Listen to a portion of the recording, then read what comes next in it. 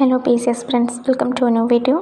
PC പരീക്ഷയിൽ ഗണിതശാസ്ത്രത്തിൽ മുൻ വർഷത്തിൽ ചോദിച്ചൊരു ചോദ്യം നമുക്കിന്നിവിടെ പരിചയപ്പെടാം. എല്ലാവർക്കും വീഡിയോയിലേക്ക് ഒരിക്കൽ കൂടി സ്വാഗതം. ചോദ്യം എന്താണെന്ന് നോക്കാം. √248 പ്ലസ് √52 പ്ലസ് √144 വാല്യൂ കണ്ടുപിടിക്കുകയാണ് വേണ്ടത്. നമുക്കെങ്ങനെയാണ് ചെയ്യുകയെന്ന് നോക്കാം. ഓക്കെ, √144 വാല്യൂ എത്രയാണ്?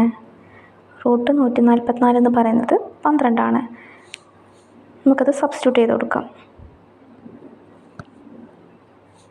അതായത് നമുക്ക് കണ്ടുപിടിക്കേണ്ടത് √248 പ്ലസ്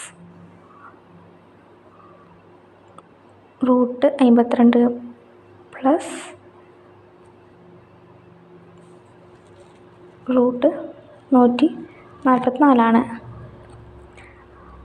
അതായത് √248 പ്ലസ്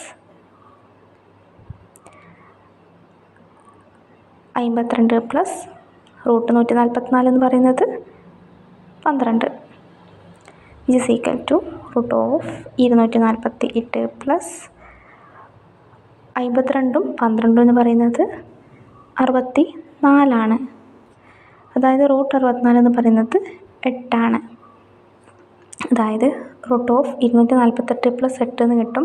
248 8 കൂട്ടുമ്പോൾ 256 എന്ന് ലഭിക്കും.